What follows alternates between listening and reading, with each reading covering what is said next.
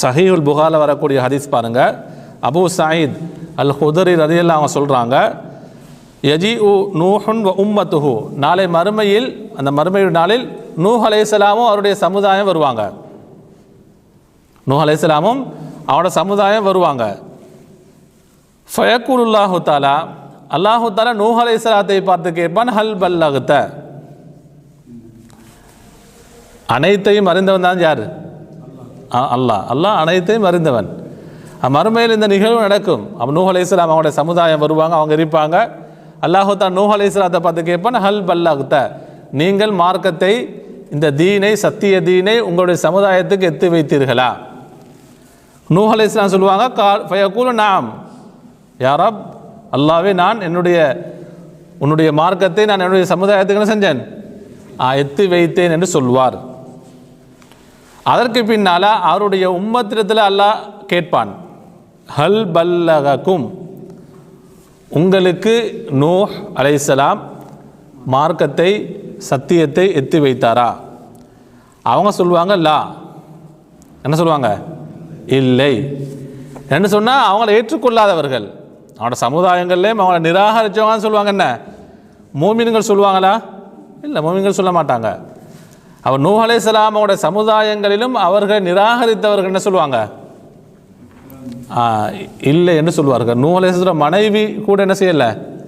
அவர்களை ஏற்றுக்கொள்ளவில்லை. நூஹ் அலைஹிஸ்ஸலாம் மகன் அவர்கள் ஏற்றுக்கொண்டார்களா? ஏற்றுக்கொள்ளவில்லை. அப்போ ஒட்டுமொத்த அந்த அவர்கள் நிராகரித்தவர்கள் சொல்லுவாங்க, இல்லை. எந்த அளவுக்கு சொல்லுவாங்கன்னா, மா ஜாஅனா மின் நபியின், எந்த இறை தூதரும் எங்களுக்கு வரவில்லை. எப்படி ஒரு பெரிய ஒரு பொய்யை சொல்லுவாங்க? எந்த ஒரு இறை தூதரும் என்ன செய்யலை? எங்களுக்கு வரவில்லை.